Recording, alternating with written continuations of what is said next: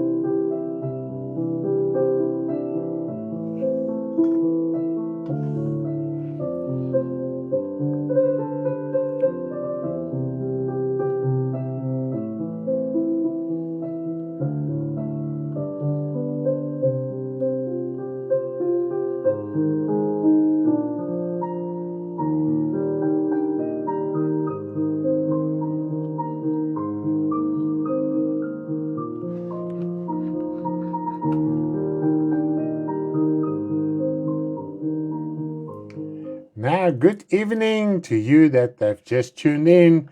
You are tuned in to our Thursday night Bible study here live on the Online Kerk, the online church. And we are ministering and broadcasting from Langebaan, the Western Cape in South Africa. So if you're not from South Africa, our time slot is 6:30 on a Thursday night. We are having an English Bible study. If you're Afrikaans, vir die Afrikaanse mense, Dinsdag aande 6:30 behartig my vrou ons Bybelstudie en ons doen dit saam. Die vak wat sy doen ek ook in Engels. So yes, so the Bible study, my wife is doing it Afrikaans. I'm doing exactly the same Bible study in English for all our English folk out there so that we can reach a broader audience as well as people who are not native in South Africa and don't understand Afrikaans. But nevertheless, do share the message to your Facebook timeline, to your WhatsApp status, and then afterwards we upload a Bible study on your YouTube channel with the same name, the Online Kerk. There the video stays. What the thing is with Facebook, after 30 days, Facebook automatically, that's a thing of Facebook. It's got nothing to do with the gospel or anything. So it's not a conspiracy or whatever the case might be. Facebook, that is their rules. After 30 days, all live videos get taken off. Okay. But it's permanently on your YouTube channel. Then we share the audio and the video on our Telegram channel as well. And we have a WhatsApp channel where we post all our daily stuff and interactive things that we do every day within the ministry. Yes, so please do belong to our channels, our WhatsApp channel. And what the nice thing is about the channels is it is anonymous, so nobody can see your profile or numbers, so nobody can stalk you afterwards if you belong to the group. And also what is very beneficial, you can see all previous posts on a channel, and that you couldn't have done on a group. So that is why we have the channel. And you can also search on the channel, like you says on Facebook, for our ministry there, the Online Kerk, and then you can follow there, but you must follow there. I cannot place you on the WhatsApp channel. You must do it yourself. Okay. But that's all our technicalities. So praise the name of the Lord for opportunity once again to minister and also to study the Word of God with you. We have a Bible study in the ministry. I've written it myself, and my wife has also helped me with all the grammar and the nitty-gritty things of the language and stuff like that. You know how is that? And so she helped me there a lot. And this is our Bible study that you receive free of charge. We don't ask anything for it. If the Lord lays it on your heart to contribute financially towards us and our ministry, you are most welcome. Contact us, and then we can help you and assist you in that way as well. But before we are going to go to the lesson, we are now at the spiritual birth, born again, spiritual rebirth, part 2. That is where we are now. And last week we started our first one, and the week before that was an introduction to the Bible study as a whole. So yes, we saw it's already 3 services, ministries that we have had on the Bible study series thus far. So please go and have a look on Facebook or on YouTube, and you will find all the relevant messages or all the relevant Bible study material videos there. And if you haven't received the manual of your Bible study, please leave your email address on the contacts or contact us. From time to time. Our number does come on the screen, and then you can send us your email address and we can send you the manual. But yes, let us first pray, and then we are going to our Bible study. Heavenly Father, I do thank you in the name of your Son, Jesus Christ, for a privilege once again to minister your word, to teach, and to admonish, and to help, and to encourage our brothers and sisters. Father, this night, Father, is another part of our Bible study series to learn your word, to make sure our foundation is laid correctly, Father, and we need to understand spiritual rebirth. I know, Father, because it is a strange concept to a lot of people, a lot of Christians, to those that are confessing Christians, to a lot of them, the spiritual rebirth concept is quite strange. Father, and if we don't understand it, if we don't undergo that spiritual rebirth, to be born again, to give your life, our hearts to you, Father, then there's a lot of things, most of the things, all the things in your word we won't understand about your kingdom. Father, I pray that you will please help me and guide me so that I can minister the truth. You know, Father, what you've laid in our hearts and what you have spoken to us through your word, Father. You know that the main thing is that the truth of your word doesn't get preached anymore. And you've laid it on our hearts to read through the whole Bible and to minister the truth of your word once again, to reveal it. It's hidden between so many lies and ignorance, and you have helped us, Father, thus far, so that we can reveal the truth of your word. There's so many things in between in our spiritual rebirth lesson, Father, that also comes to the fore, that is also relevant to our spiritual life. I do thank you that you will help us, Father, this evening, and I want to pray for Jolene as well, who has undergone the operation to remove the cancer under her eye.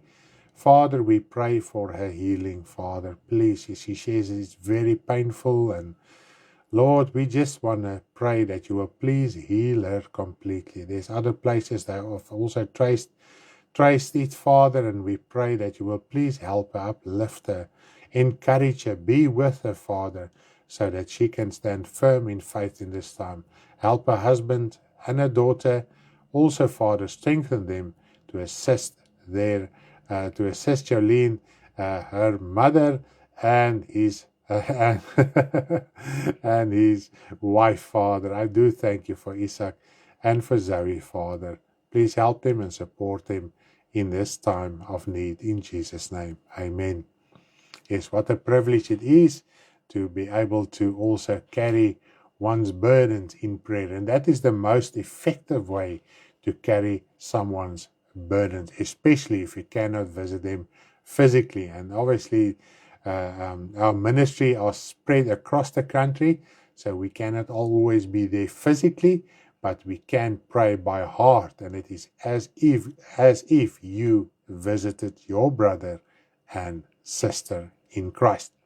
Now, tonight is the second part of our spiritual rebirth Bible study. That is to be born again. I don't know if you've ever heard the term. Maybe you've tuned in for the first time tonight. This is what we are busy with. Now, we explained the concept and purpose of being born again in our previous Bible study. Now, if you haven't watched the first part of our Bible study yet, please go and do so. If you don't find the links, please contact us and we can send you the links, or you can just start following our WhatsApp channel. All the links are there to the various videos. Okay. Now we need to understand Genesis, and that is quite amazing. We had testimony from people that they said for the very first time they read Genesis way differently than they used to, because they always thought this was just a story of creation. That was it. That was the beginning and end of Genesis for them. But in the creation lies the secret that unlocks the wealth of spiritual rebirth. Okay, I think we have explained it, and it was quite exciting to understand how Adam and Eve was made, what happened at the fall, and this is things that we need to understand. Otherwise, we won't understand the scope and purpose of rebirth and our faith in general. Because if we don't understand spiritual rebirth and has undergone it, we will never ever understand the gospel as we should understand it. Now tonight we begin to delve into the details and treasures in this manual you have received. I've printed out myself a very small manual. It's just better for me. It's an A5 manual, but I have mine on hand. I'm going to go over the points with you and explain the concepts so that when you work through it with the relevant scripture references, you will understand it better. So I'm not going to do verse by verse and line by line in the manual. There's certain things I'm going to explain to you and point you in the direction, the heading that I'm talking about, and then you can read the detail there as well as all the relevant scriptures. Please, when you go through your manual, there's a lot of scripture references. When I wrote the Bible study, and almost the gospel in general, the Bible, when you see the scriptures in the right context and at the right places, you don't even have to add any commentary to it, because the Bible is self-explanatory. But for the sake of sometimes we don't understand it properly, and maybe it can be confusing certain scriptures, therefore we need to explain certain things in conjunction and connection and context with certain scriptures and the Bible as a whole.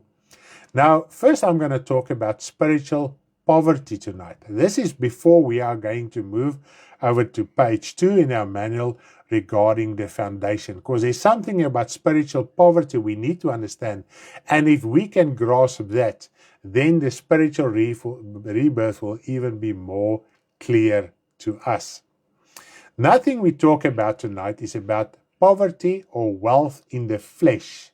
That is in this material world, financial wealth or financial poverty in the flesh, or that which is on earth. And this is what we need to understand. You will see our ministry, and this is the scriptures that usually gets neglected for various reasons. And the Lord has really, and with this ministry, I've started ministry on full-time on Facebook in 2014. But it is years before that the Lord has prepared my heart, and I made notes and wrote little booklets and a lot of things that as I was reading the Bible, I realized there's a lot of things that doesn't get preached anymore. It doesn't come to the fore anymore, and it gets ignored. And so people are led astray because of certain things. So nothing I'm going to teach you from this Bible school is visions that I had, some voice that spoke to me, an angel that appeared to me. It was all, everything is in the scripture, and if I didn't understand the scripture, or if I was taught a certain doctrine and I read something contrary in the Bible, I talked it through with the Lord. I just didn't accept my new way of thinking, if I can put it like that, because now I see the scripture and I say to the Lord, Lord, this is what this verse or this part of scripture says, and this is what I've been taught according to this line of scriptures. What is false and what is correct? How do I need to understand this? And this is how everything came about. And sometimes I literally prayed more than I read the Bible because I needed clarity. Lord, why is this doctrine in a church with these verses, but here your word says this? Is this something contrary to each other? Does it conflict each other? How do we need to understand it? And so with time and tribulation and endurance, God gave us enlightenment and showed us and revealed us and gave us clarity and understanding to know what the scripture means in context. Okay.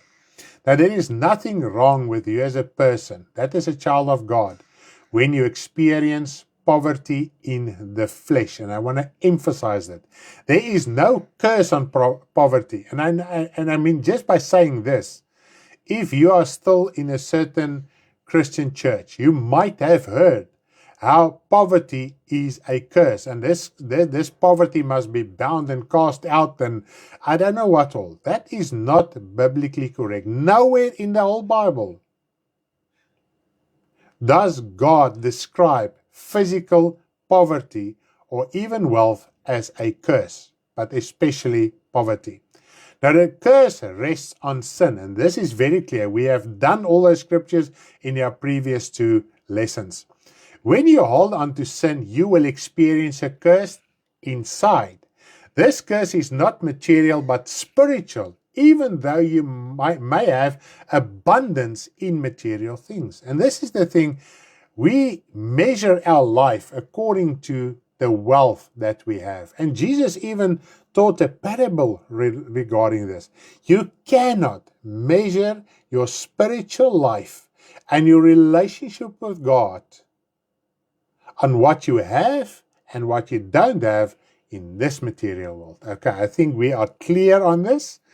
Do you find yourself in a place in your spiritual life today where you feel you know nothing, and maybe you are feeling you are under a curse? Don't understand the Bible when you read it and are reluctant to talk spontaneously about the gospel. This could indicate that you might be in spiritual poverty. Okay? Now, the spiritual poverty is not the same context as what Jesus taught. Blessed are the poor in spirit, for they shall inherit the kingdom of God. That is in Matthew 5, verse 3. So that's not the same poverty, and I'm going to explain it to you quickly. Now, we even read in Isaiah 66, verse 2. Isaiah 66, verse 2. I just want to read this so that we can just clarify something here before we jump into the manual. I'm not going to be long, don't worry. Isaiah 66, verse 2. For all those things my hand has made. And here God says, I have made everything. And all those things exist, says the Lord. He created this heaven and earth and everything that we see around us. And even this world even baffles the science world. But, and this is the problem, if we are stuck to this earth, we won't understand the following.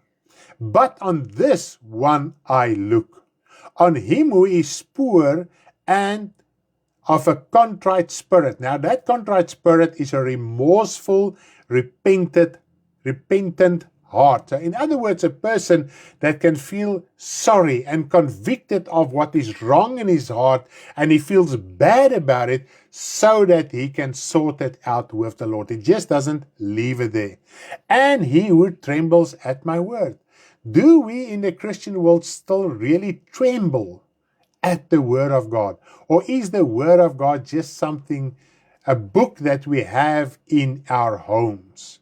Or a church that we attend and we hardly ever make any effort to read the Bible? The first time that things really came to me, I mean, I did street evangelism. I ministered in churches. We prayed for the sick and they really got healed. It wasn't these gimmicks that are made up in churches nowadays. I saw things with my own eyes. How the devil spontaneously just leaves people that are demon possessed. And now I'm talking about Satanism and those kind of stuff. Those years when we still stayed in, ministered in Hillbrow, I stayed in Johannesburg. I saw it with my own eyes. While we just singing, the demons just flee out of people. Testimonies, people had certificates that they were AIDS positive, and a week or two later they come and they were AIDS negative. I saw it with my own eyes. And then I was confronted with a certain doctrine in the Christian church. And I ministered. I mean, I preached in churches. I even gave Sunday school. And one minister confronted me with a doctrine. And I thought to myself, my Lord, if this person, and it looked like the Pentecostal church, true, right, perfect, they sing Pentecostal hymns, they read out the Bible, the old version of the Bible, everything. And when he spoke to me about a certain thing, I thought to myself, Stanley, was your whole life a complete waste? And there I realized there was a big flaw in my foundation. And it took me months in pressure and turmoil and suffering, in lack, in searching God, just reading the scriptures, because there was no internet. I didn't even have money for internet. We didn't even have power. And there God, as I was reading the Bible, I read things in the Bible that nobody ever reads or preach about. And if somebody does preach about certain things, they twist it in such a way that is completely out of context out of the Bible. And this is with this earnest seriousness in my heart, that I realized, do I tremble at a word of God? And then we kept searching and searching.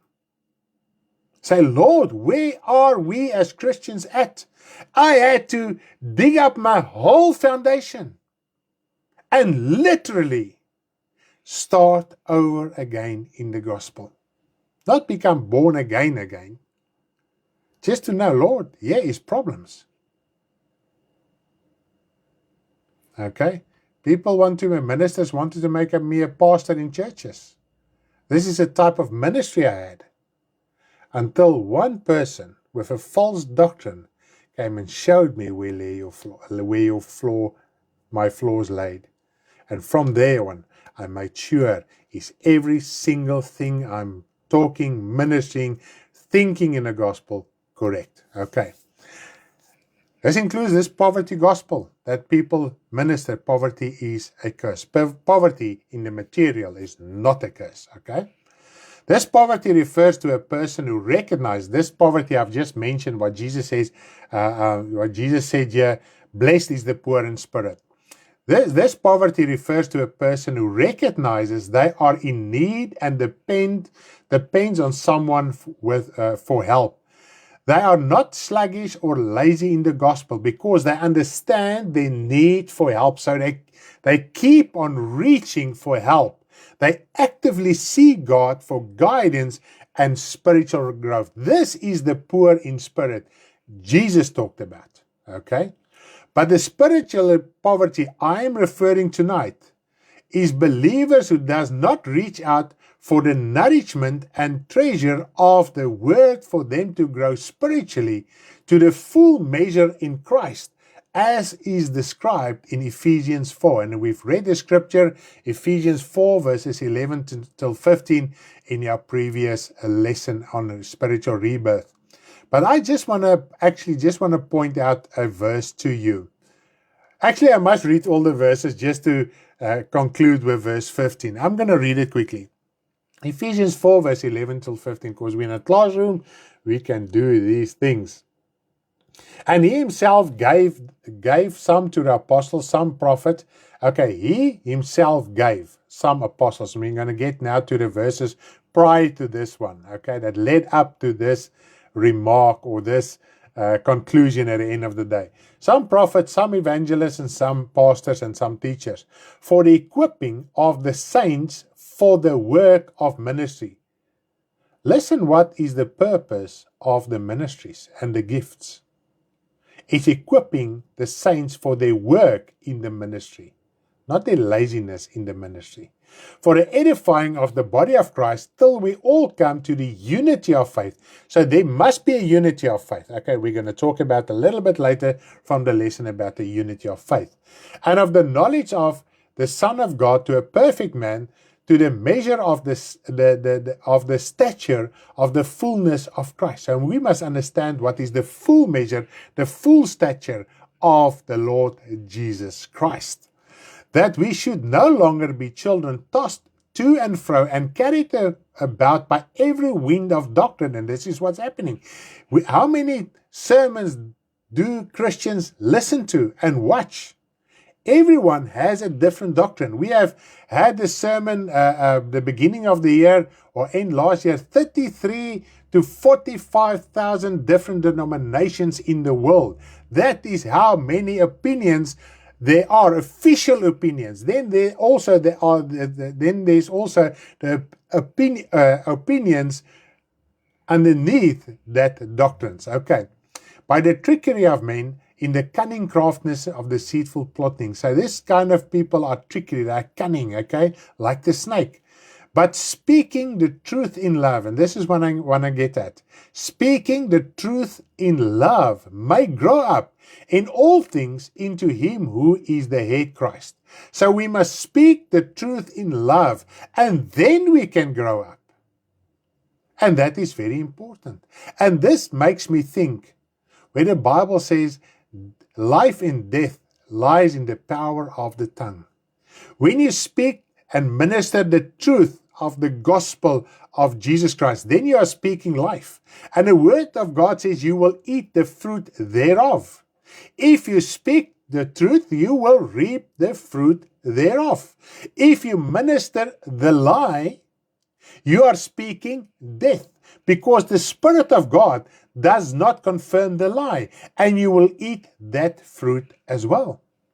Now, Christians easily claim and declare free salvation. Maybe you've heard it. Free salvation. But do we understand that it did not end there, and that it was not the only reason Jesus died? Now, let us read a few verses prior to this, verse 11. Ephesians 4, verse 7 up till verse 8. And if you have your Bible, please do read with me. Sometimes it's the only way how it can really sink in our whole body, mind, and soul to understand the Word of God. All right. Christians, okay, I've said that Christians easily claim and declare free salvation. Okay? Let's read Ephesians 4, verse 7 up till 8. But to each one of us, grace was given according to the measure of Christ's gifts. To whom?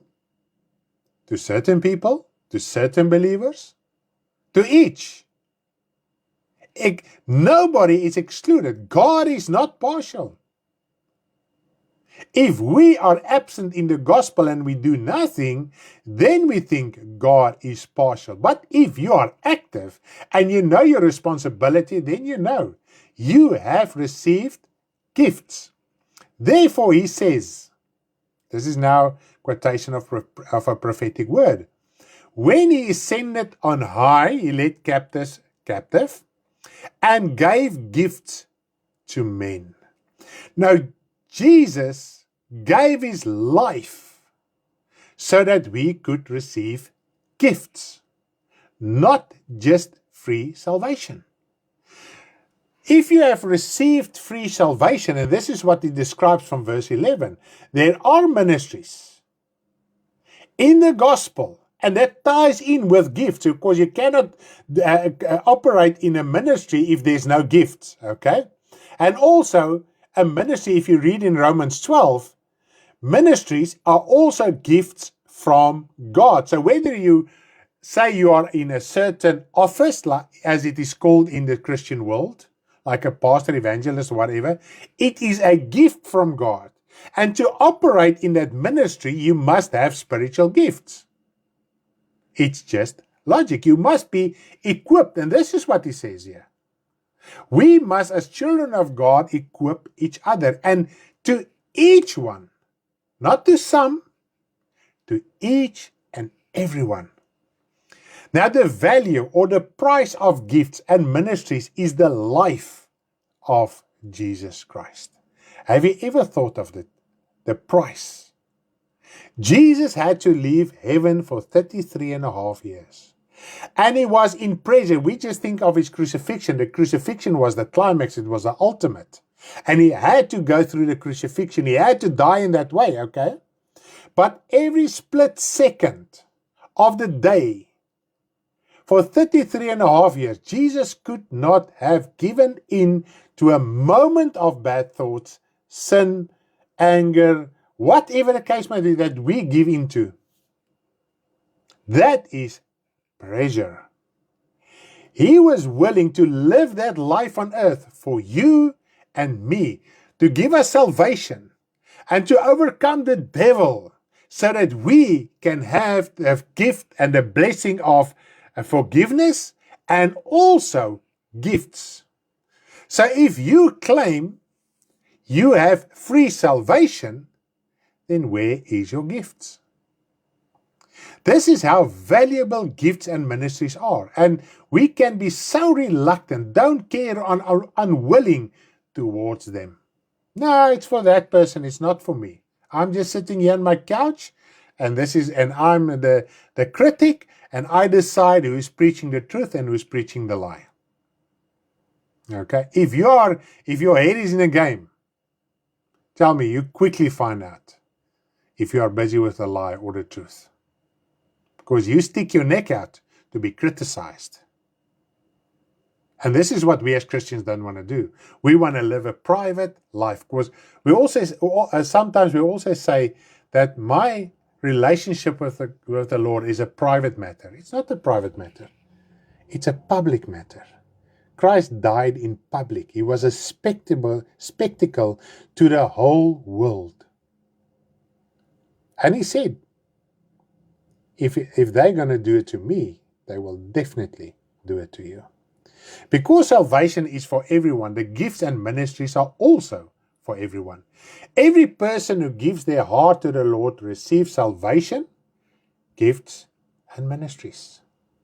Jesus even taught a parable about it, and I'm going to talk about it now.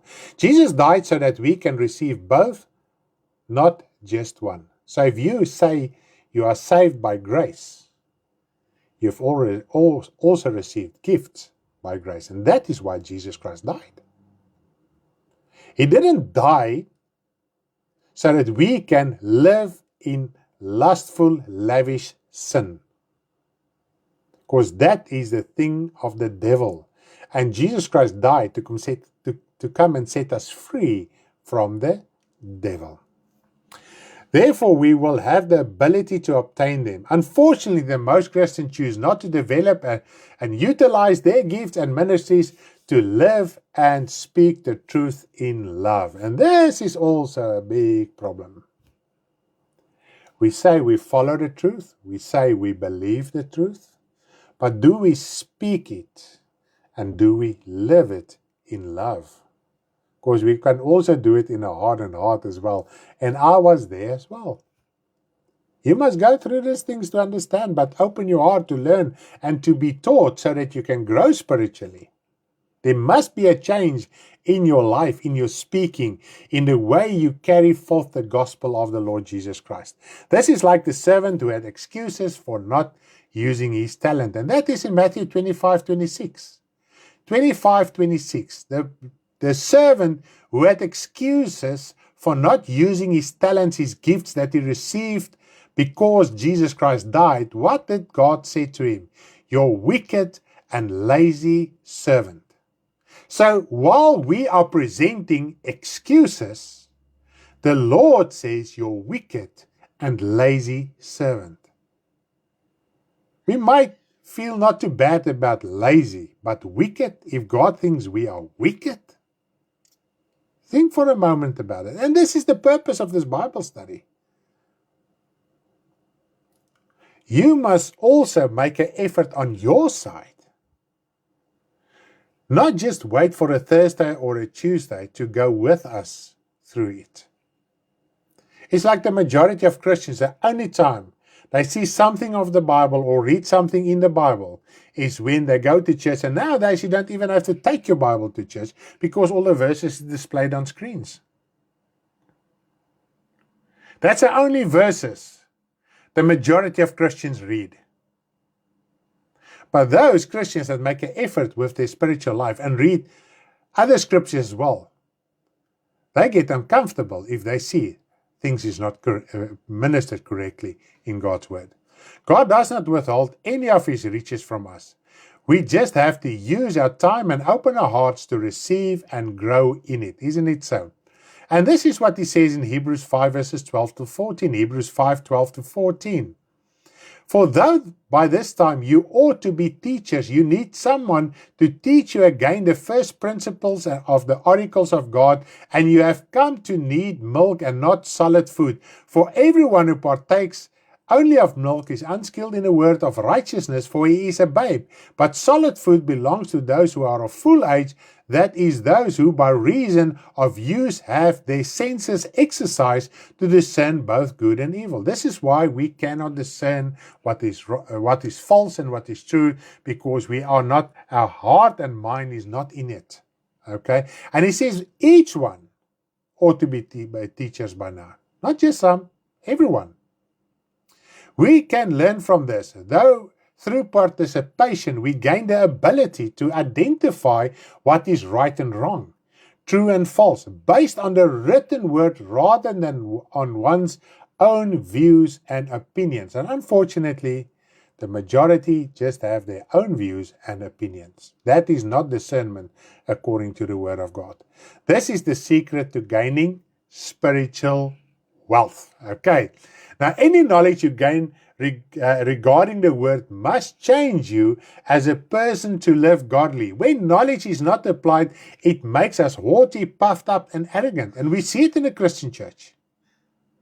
Arrogance at its best. Boastfulness at its best. And it's increasing.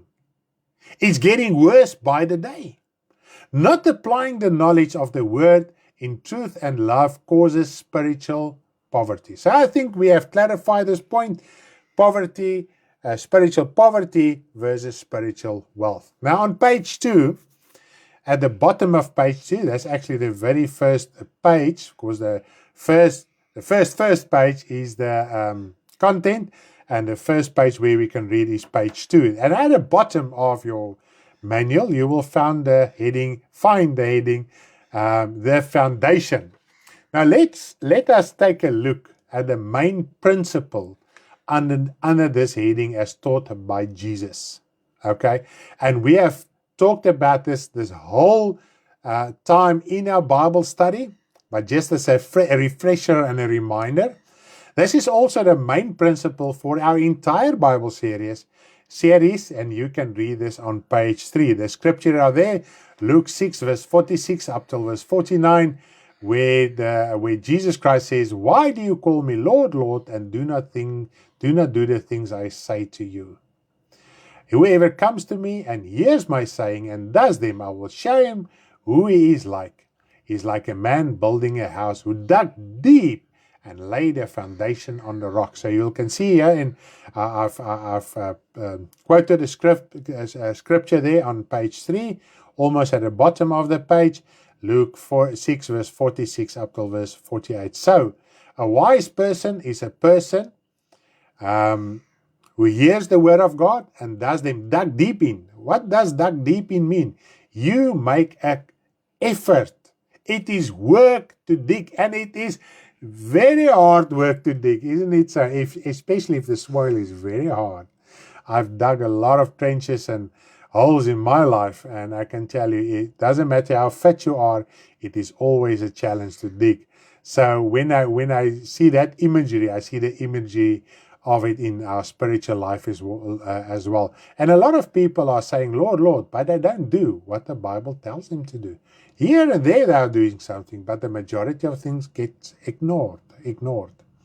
Now, in this section, we compare a house with a solid foundation to a one without, okay?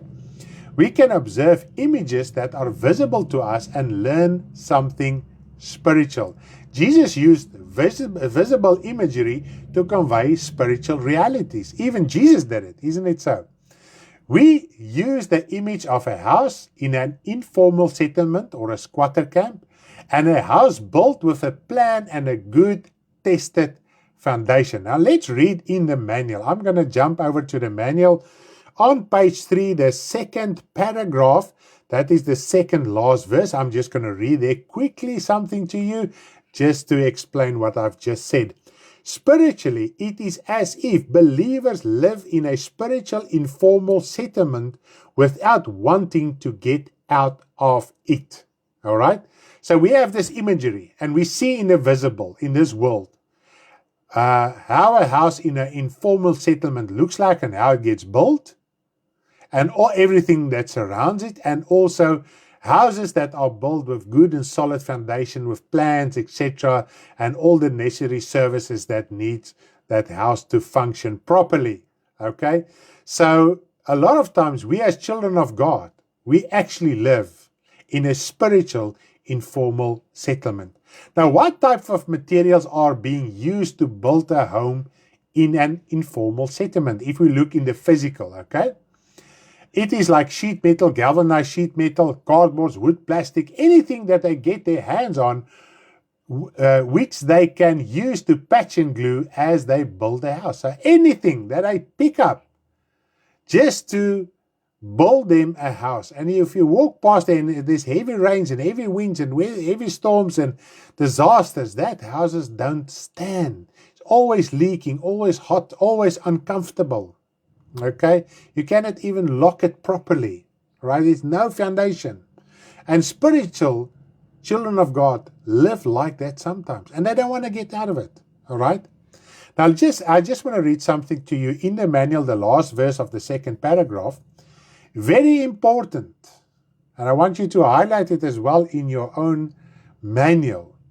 Very important. In the flesh, it does not matter where believers live or their status, as it cannot reflect your spiritual condition. And I want you to understand it. Now, that scriptures that I've quoted there in brackets explains exactly what I've said in that chapter, especially the last verse. So please go and read that so that you can dig deep in and qualify yourself and get nourished from the word and grow to go and convey the message in a more secure and also authoritative position. Now, God is not biased. That is partial. He does not favor one of his children over another. And once again, I've said, if you are not born again, if you don't follow the word of God, you will think God is always biased. And this makes children of God very, very discouraged. I remember when I still, as a young convert, and the prosperity gospel were already in the churches, I felt so many times, Lord, you don't love us, you are not with us. Look at all the wealth and the things that other people have and we don't have it. And the more I tell you to do something to create that wealth, the less it was working. But today I understand God was trying to reveal to me and show me what was the reality of the work of God and where the Bible comes from, etc. Because the Bible were written by people that were materially poor. Okay. Everyone is equal there in the spiritual, because the righteousness concern the spiritual world, and everyone is equal when it comes to the spiritual and rebirth. And each person's reward is eternal life. Doesn't matter what you were on earth, what is your race, your gender, your status, whatever you were here on earth, regardless of what you're experiencing here on earth. Now, the important question is, did you hold on to your faith, as we can learn from Paul's life? Did you hold on to faith, regardless of your circumstances, okay, and financial situation? Now, this we read in Philippians 4 verse 12. How can we learn from Paul's life? Philippians 4 verse 12. I know how to be abased. I know to be abound. Everything and in all things I have learned, both to be full and to be hungry, both to abound and to suffer. So Paul has learned from abundance and from lack to keep on serving the Lord and keep on ministering the same gospel with the same truth to everybody. This morning, because every morning, as I have time, sometimes I don't have time, I walk a few kilometers for my health and so on and conditions of my body. And this morning I thought to myself, while I was pondering about this lesson, everything and all things I have learned. And I thought to myself, and my mind was running back to when we initially started. I first did teachings on YouTube channel that I had to record and sort out and place the audio on WhatsApp. Those years that we're still very time limits and so on, so you had to work to a certain time on YouTube and everywhere. And also when the Lord laid it in my heart to go live on Facebook, I did not have the proper means. But God did not excuse me. I had to use what I have at that time, what I had at that time. I had to use that and make it work. Okay? Even with the challenges I had in my body, there was times I could not even stand up straight. God did not excuse me not to minister the word of God. There was times I had so much pain. As I was sitting, I was sweating of pain. God did not excuse me. Get a pain pill, get on air, minister my word, and change your life. What you are preaching, change it. And this is what we don't, as children of God, grasp. And we must sometimes have lack in the material. We had to give up a lot of things in the material to gain the wealth of God. Because we get so distracted by material wealth that we don't get to the wealth of God's word. And sometimes God will remove that from you so that you can get back to the wealth of God's word. He will keep you. He will sustain you. He will look after you. You won't die of hunger. Trust me, I haven't died of hunger. I felt millions of times I'm going to die of hunger. Never died of hunger. I'm still living. But we cannot use any excuse not to do something for the Lord. Now, a patched spiritual house cannot withstand any storm. How can we understand what a spiritual patch-up house is? That is when we grasp at straws. Now, somebody clutches at straws when they're in desperate situations, and this is what we have in the Christian world. And they try anything to get out of this situation. Now, in the Christian world, it is popular. As a young boy, when I was in church, and I didn't want to be there, but I was there because my father and my mother forced me to be there. These things already existed. So it's not something new. We grab onto a verse a day. We get this diaries every day. You've got your piece of scripture and a prayer there. We don't even discern that is false, that is wrong, that is incorrect. And sometimes the scripture is even quoted incorrectly. Okay? And another thing that we grasp onto the straws, we're listening to numerous sermons. Now, if you're going to listen to a lot of sermons and different preachers, it will cause confusion and make one self-righteous. I've sat in front of a lot of people. They boast so much about the 100 ministers they can testify of their lives as if they are the persons living that life with that testimonies of that pastors and preachers. You cannot tell that person anything. He will just tell you this preacher and that preacher and this pastor and this pastor and that pastor and that pastor. You cannot penetrate him because he has made a defensive system of preachers around him. Cliches. How many cliches are 100% unbiblical? Or it might sound sort of biblical, but it's not. Talking after the majority who have a misunderstanding of the word. But if you are busy with this, you won't understand, have a misunderstanding of the word. Then we try to build a house with useless material, quick things. This house will fall apart. Now let's go back to our manual quickly, still on page 3. Still on page 3.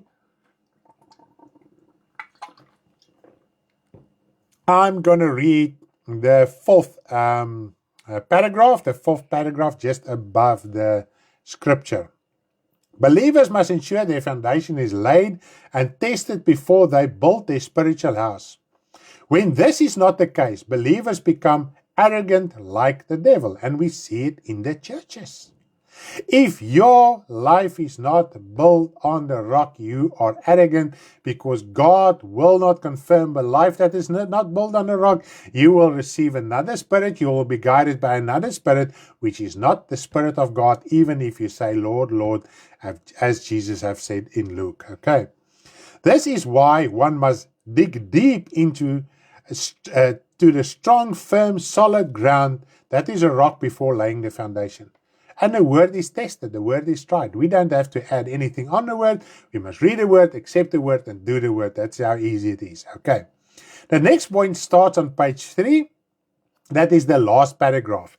Here we discuss unity among the children of God who are part of the body of Christ. So this is just a little chapter talking about unity.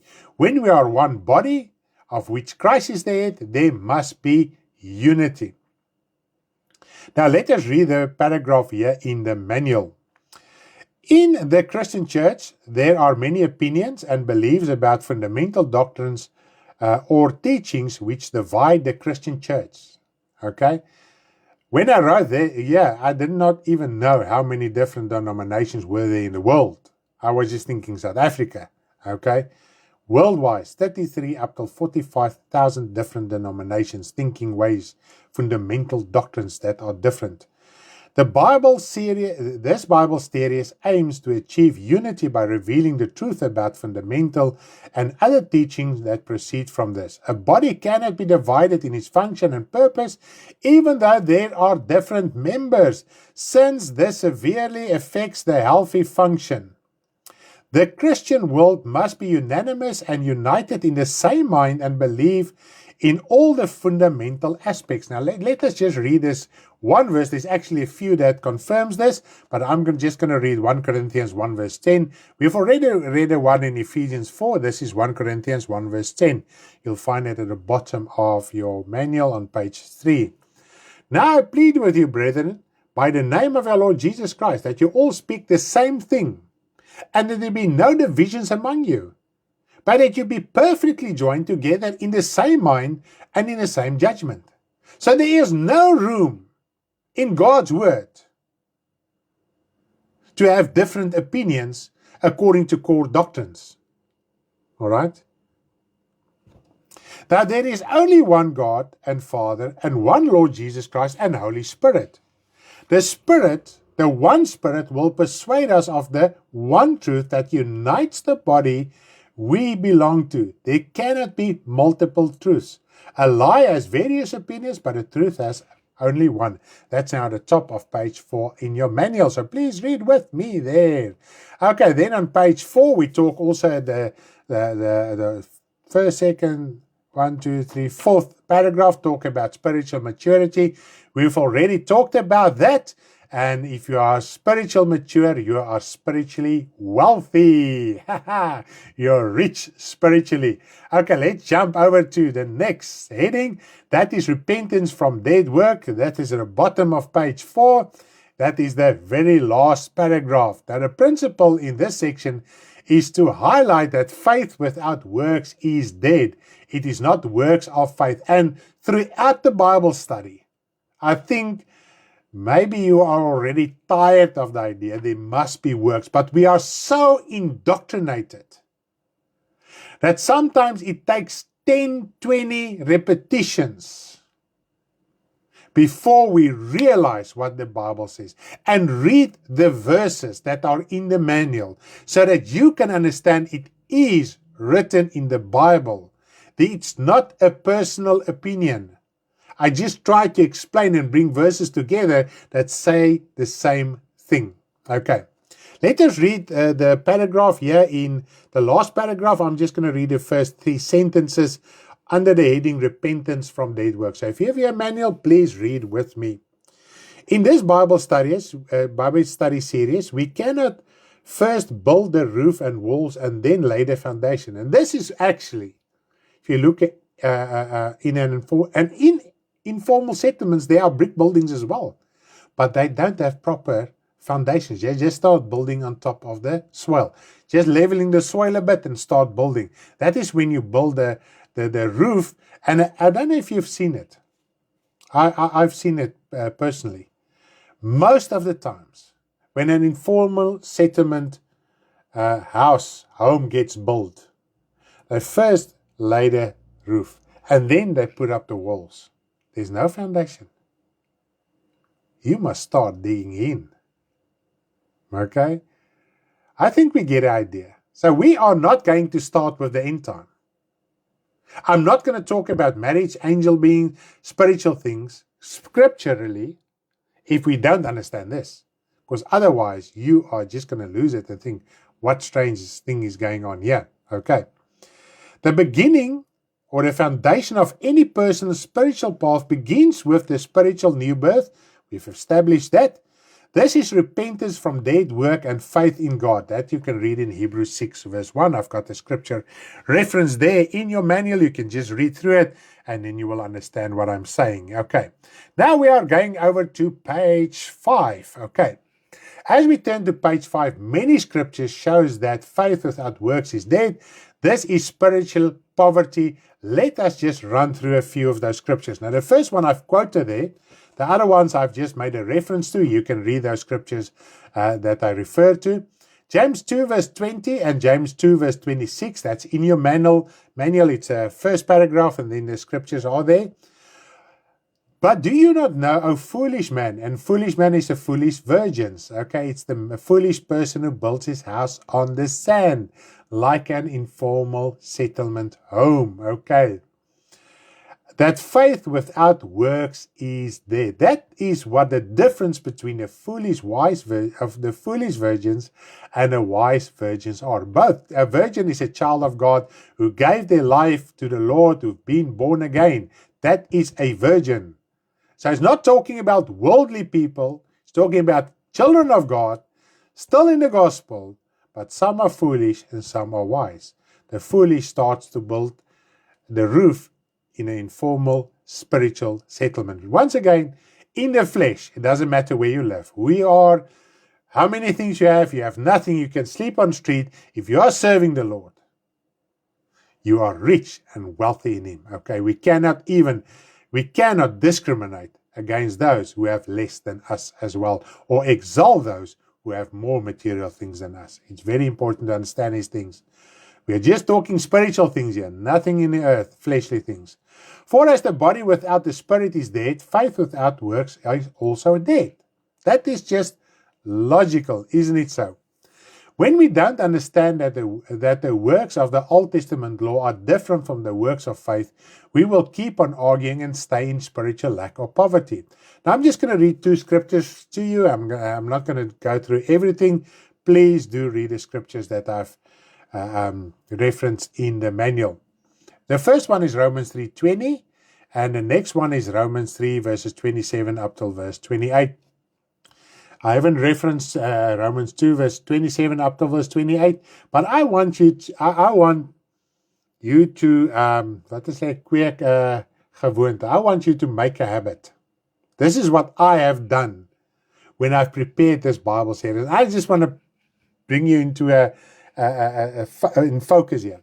I did not go and just sought certain verses and just stick with the verse. When I was reminded or thought to myself as I was reading through or doing the Bible study, there's a verse.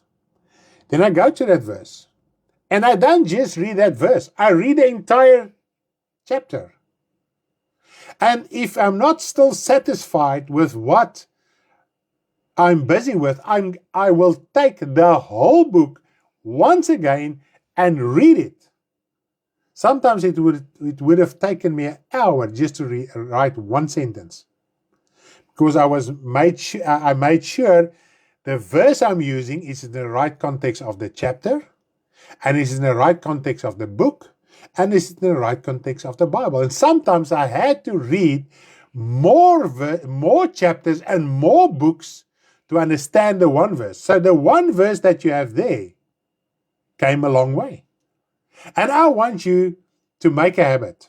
If you see that verse, Romans 3 verse 20, go and read the entire chapter of Romans. Then you will understand even more what is explained here. All right? Because if I should reference every single scripture, I might have just said right in the beginning, I read right through your Bible, I'm just going to leave you a few commentaries. All right? Therefore, by the deeds of the law, no flesh will be justified in his sight. For the law is the knowledge of sin. The deeds of the law, nobody is justified. For the law is the knowledge of sin. The Old Testament law just brought the knowledge of sin. A lot of scripture that explains that. You can reference that in your own time. Romans 3 verse 27 up till verse 28. Where is boasting then? It is excluded. By what law? Of works? No, but by the law of faith. Therefore we conclude that man is justified by faith from the deeds of the law. So faith is the law of faith. Read 2 verses, not just the one verse. If he mentions here faith, the previous verse talks about the law of faith. What is a law? It is a command from God that we need to adhere. And we need to understand what is the full scope of the law of faith, not just specific things. All right? And this is the thing. We cannot do cherry picking by picking out certain verses and ignore the rest. So, because before I even wrote or referenced a scripture here, I made sure, is it correct to reference it here? And in the explanation I gave you as well. Okay, just to bring you in the picture. Now, on page 5, we have the term born again, the heading, the term rebirth, to be born again. This is what the whole Bible study is all about. And it's such a I don't want to say complex topic. It is a big topic. Sorry? Yeah, it's such a complex but not ununderstandable topic. And therefore, you will see we are describing a lot of things from a different angle. That's how many facets are there for us to understand what is the wealth of spiritual rebirth, and to embrace it, and to love it, and to cherish it, and to live it, and to preach it, and to minister it. If you don't make it yourself, if you don't make it part of yourself, and force yourself to understand and read through that scriptures, you won't be able to minister and live it with spiritual authority and boldness and confidence. Now let us read paragraph 1 and 2 under the term rebirth, to be born again. The simplest repentance, revival, renewal, spiritual circumcision of the heart, turning to God and serving the Lord are all associated with being born again. Now the simplest term we use is to give your life to the Lord. I think you have heard that before. Have you given your heart or your life to the Lord? Yes or no? That means, have you been born again?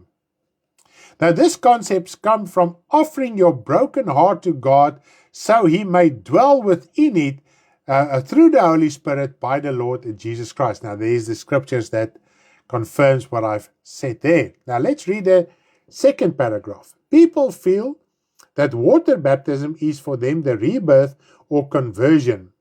This is fully discussed in the topic water baptism. There's a full lesson just on water baptism, so that we can see all the facets and understand what is the wealth of water baptism and what you have done and received the day as a child of God. You were maybe baptized just because you were obedient after your spiritual rebirth. That was perfect.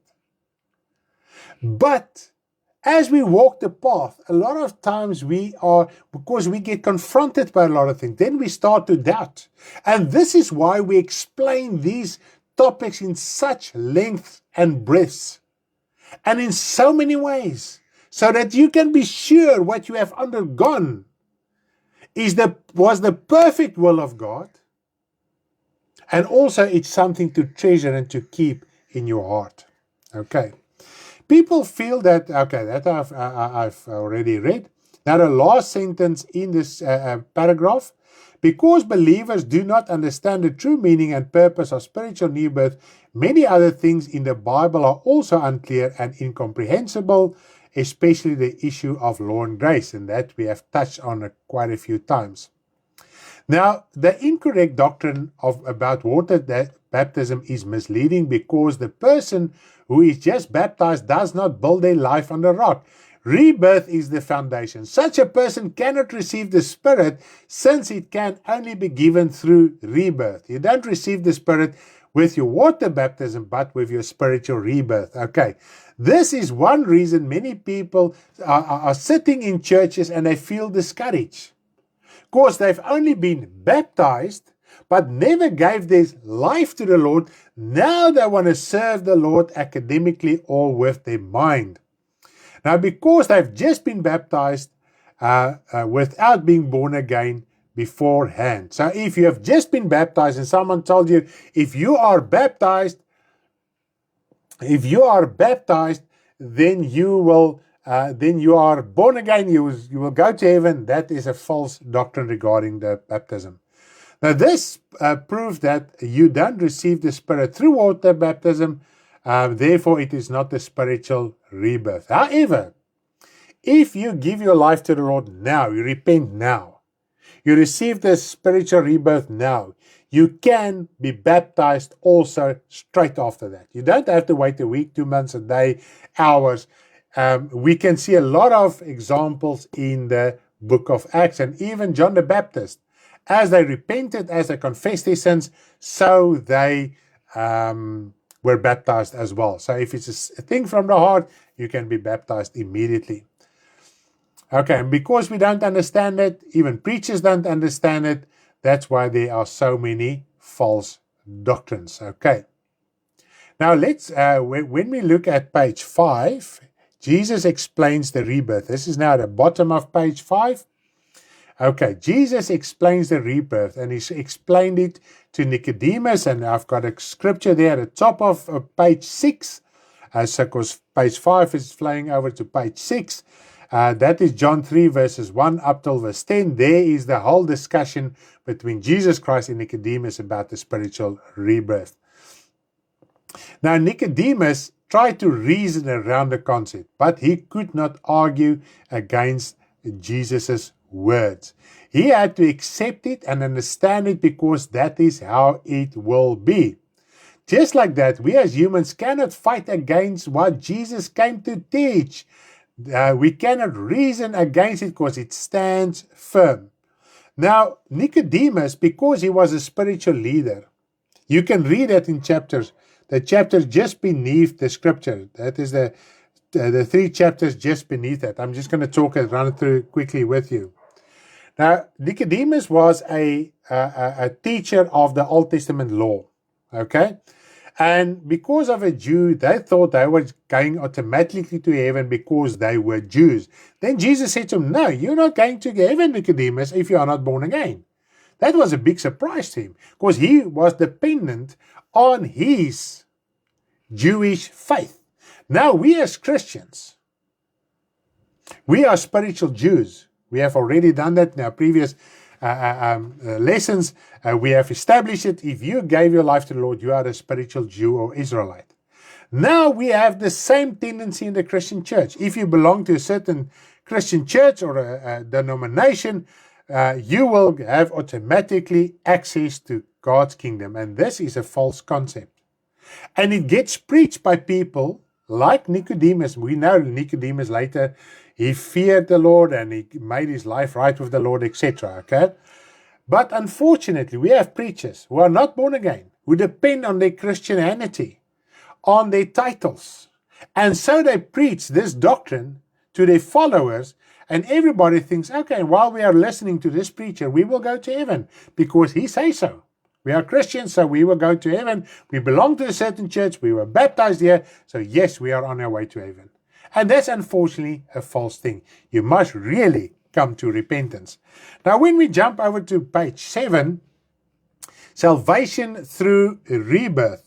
Salvation through rebirth. We have made it clear that no good work can save us, but what we must do, good works after we are born again. Because Ephesians 2 verse 10 says, we are created in Christ for good works. That is after that you've been saved by grace. You are created. Now, the spiritual rebirth makes you a new person. It's like a new baby that gets born. You are a new creation. And the new creation who you are, there are good works, and God has already created that good works. Jesus Christ already died so that we can receive the gifts and ministries, and we must work with it. That is what God has already prepared for those who are a new creature in Jesus Christ. Because you received salvation through grace, but you also received gifts and ministries. Okay? Now, as a newly created spiritual being, we must do good works, or faith is dead. Now we can read here in the first chapter of the 7th page under the heading Salvation and Rebirth. I just want to read the last 2 sentences to you. For this, the reason for this is that no man on earth is righteous before God, and everyone falls short of the glory of God. Every man is guilty of transgressions against God, even if he is innocent before earthly systems and people. And this is what we must understand. That is why we must be saved by grace, okay? Because there's no good works. We are all guilty before God, okay? And our definition of good works and God's definition of good works are 2 different things, okay? And you might possess good works in certain areas of your life, but you lack good works in other areas. So that doesn't make you a good person. As a matter of fact, if you refer to yourself as a good person, Jesus Christ, when the one Pharisee came to him and said, good master, goeie meester, he rebuked him. No one is good except God. I can do good things, and I can possess certain good traits that is beneficial for a gospel and it's pleasing to God. But is my whole life good? Or do I still lack? All right? And this is the thing we need to sort out in our lives. Now, despite the majority's belief, not everyone is a child of God. And we can read that in John 9:31, where the Bible says that he does not heareth the prayer of the sinners, but if any man be a worshipper of God and doeth his will, he heareth. So if we obey God, do his will, then he will hear us. And what is it to do the will of God? Where does it start in our lives? Now, I just want to jump over to page 8 and 9. Now, I'm going to do these 2 headings. How do I receive salvation and repentance? The difference between repentance and rebirth. I'm going to do this at the same time. So as I'm walking through this, as I'm running through this, you will be able to pick up on these points when you read it through yourself. Now, I will start with just under the heading of repentance and rebirth on page 9. Jesus said to Peter, On the day you are converted. Now that converted means the day you have repented. The day that you have that turned around and came back to me. All right? You must go and strengthen your brothers. So here Jesus Christ, now we want to clarify what is the difference between repentance and spiritual rebirth. Okay, and I'm going to talk about how do I receive salvation at the end of what I'm discussing right now. Now, Peter also, with the outpouring of the Holy Spirit, he said to the people, you must repent. Now, Jesus taught Nicodemus about the spiritual rebirth. Now then we read also about the circumcision of the heart. And this we can read in Romans 2 verses 28. For he is not a Jew is outwardly, nor is circumcision which is outward in the flesh.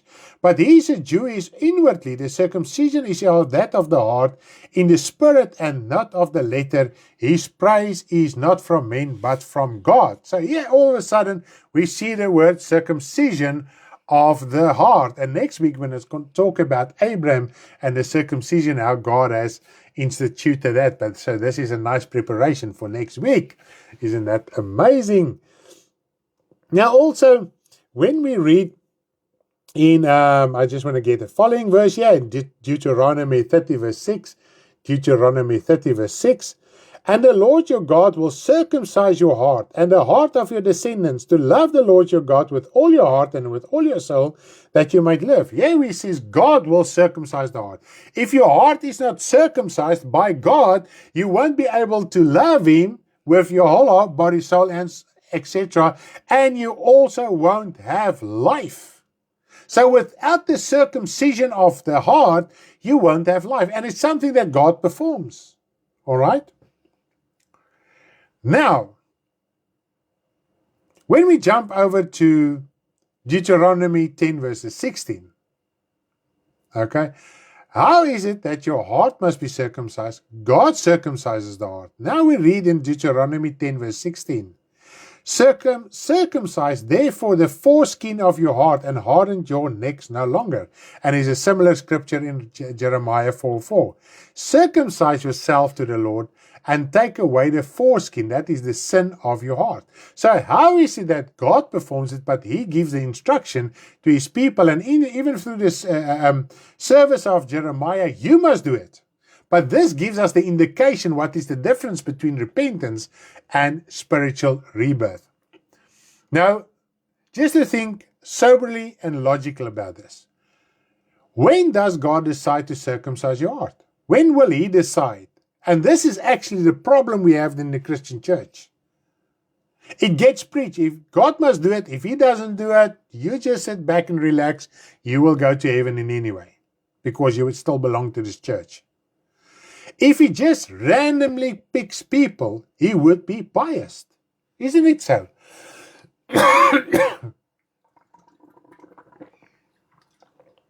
Because here we see, nobody will have life. Nobody will be able to love the Lord their God with all their heart, soul, and body and everything without the circumcision of the heart that God performs. When the covering of sin is removed, it means a new beginning. Now, the circumcision in the Old Testament manifested the old life, the covering of sin is removed, and it's now a new beginning, an innocent beginning. Okay? A life without sin. This is what the spiritual rebirth symbolizes. So spiritual rebirth is also a new life. It also symbolizes that as well. It describes a new life. So circumcision and spiritual rebirth symbolizes exactly the same thing. That's why if you are circumcised spiritually, you receive the spiritual rebirth. It's just different ways to describe the same thing, so that we can understand you were this person with the covering of sin, and now the sin must be cut off and removed, and that gets removed through the spiritual rebirth. Now God performs the circumcision of the heart and causes us to be born again. That is to be born out of his will. Now when we read in John verses 1, John 1, 12 to 13, John 1 verses 12 to 13, let's read the following. But as many as received him, remember, Listen, as many as received him, to them he gave the right to become children of God, to those who believe in his name, who are not born of the blood, nor the flesh, nor the will of the flesh, nor the will of the man, but of God. So we must be born of the will of God when we receive him. So we must reach out to receive the free gift of salvation. Then God circumcises our hearts and gives us the spiritual rebirth. We are then born through the Spirit. The way to reach out and receive is repent. And this is what God taught them in Deuteronomy 10, verses 16 and Jeremiah 4:4. You must circumcise. In other words, you must repent. You must decide. You must change. You must reach out. You must receive what God has had right from the beginning and why Jesus Christ died for you. And you do that by repenting. And what is repenting? Repentance is an answer to God to convince you of your sinful condition. You felt condemned before you gave your life to the Lord. You felt condemned, judged, convicted, sad and lost when you thought about your eternal life. Isn't so? We all were there. Now, with the inner conviction, open your heart to God by calling out, confessing, speaking, sobbing, or simply acknowledging your sinful condition. This is how you repent, but it must be a thing from the heart. There is no specific prayer to pray. This is what it means. You offer your broken heart, tear open your heart in all honesty to God. This is repenting. And when you do that, God immediately circumcises the heart because now you receive it. You reach out to him. You bring your heart. You sacrifice it. You offer it before him. And he accepts it. He circumcises it. He gives you that spiritual rebirth. This is the difference between the two. You don't receive the spiritual rebirth when God decides he's going to give it to you. You need to reach out. And when you reach out in a sincere and honest, humble, contrite spirit, a broken heart, God removes the covering of sin. You are a new creature. Then you must walk in this new life. Isn't that amazing? Now, when you receive the new birth, you become part of God's spiritual people. Only then do you become a true Jew. There is no longer a physical chosen generation on earth. So there's no physical nation on earth, not even the Jews, Jerusalem, Israel, that are chosen above anyone else. Since Christ, he came and destroyed that divide. Okay? Because the law said Jews and heathens, Gentiles. Jesus Christ came and destroyed that.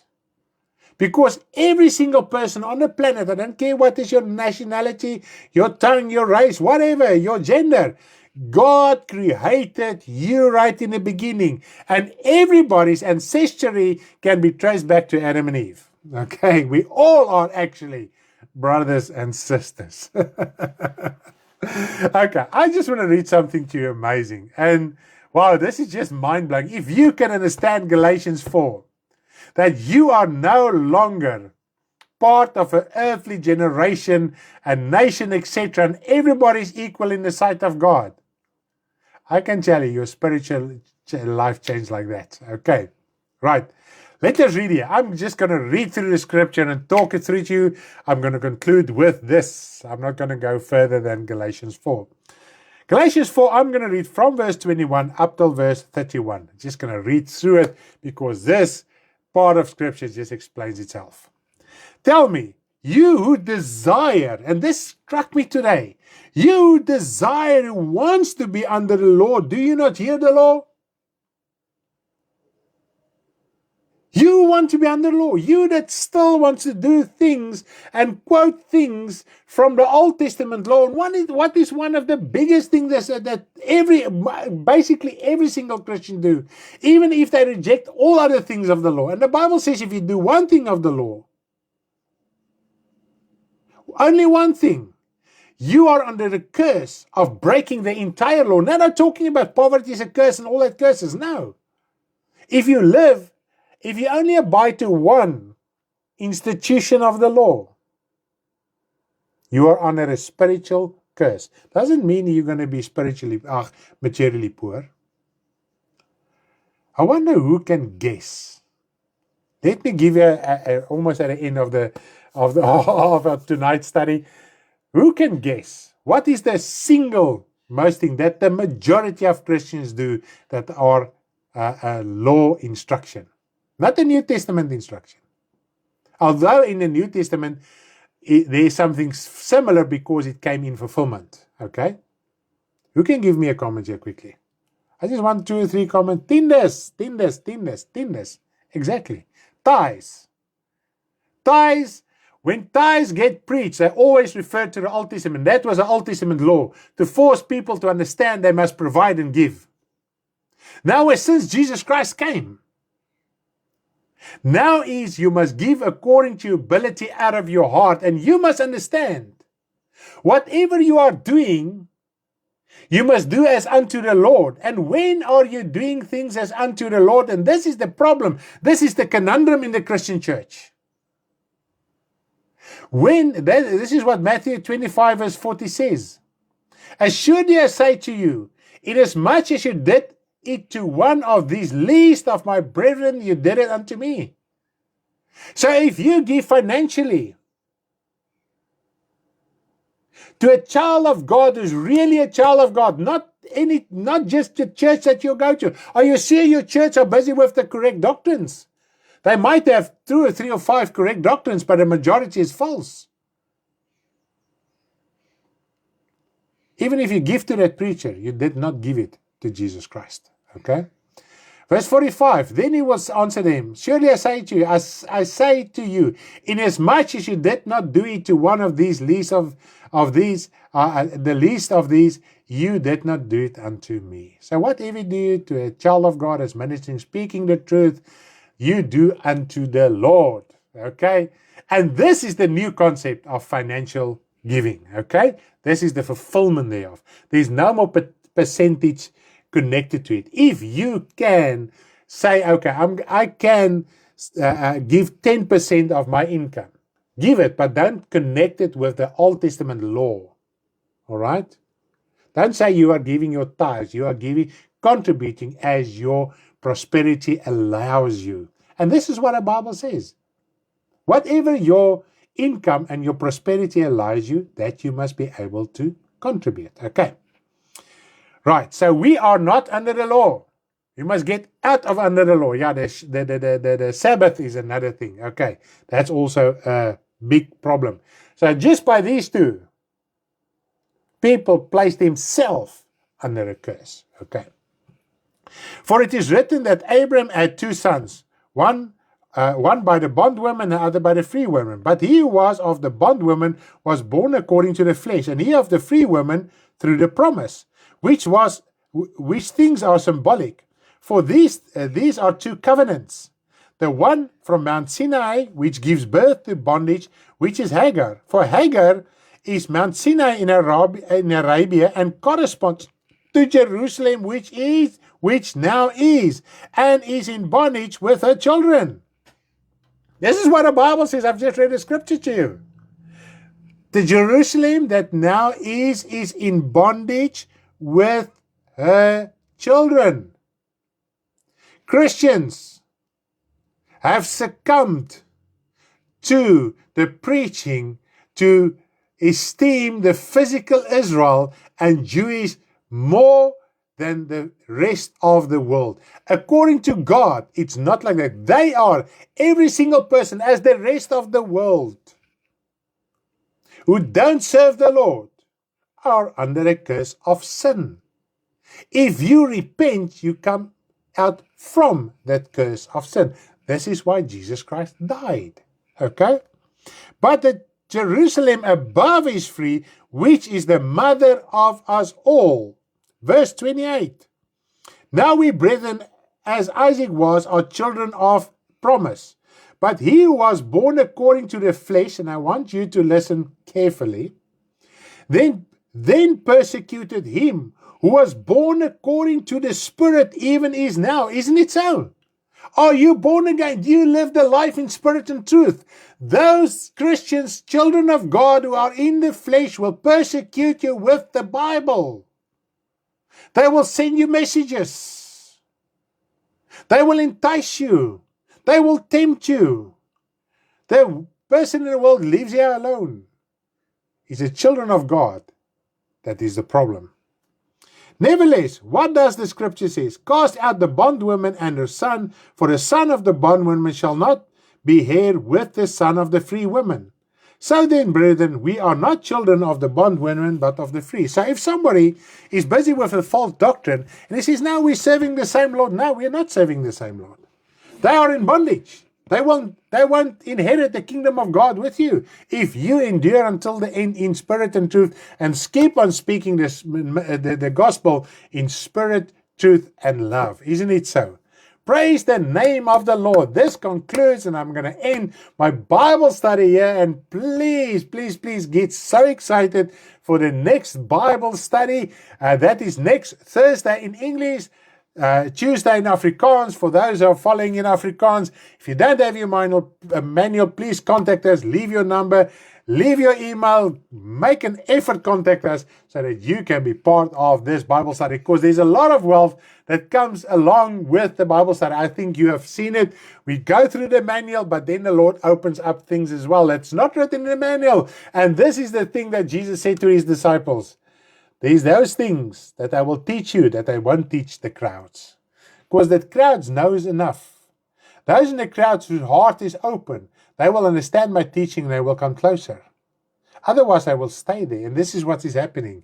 You can stay close to the revelation of the Word of God, the truth that gets revealed every time we are doing a Bible study. The Lord really helps us. I give him all the glory and praise, because it is because of him. He gives it to me freely. He provides for me so that I can also minister and give it to you. In the name of Jesus Christ, may you have a blessed evening. Love you all. If the Lord willing, see you Sunday morning, 8 o'clock.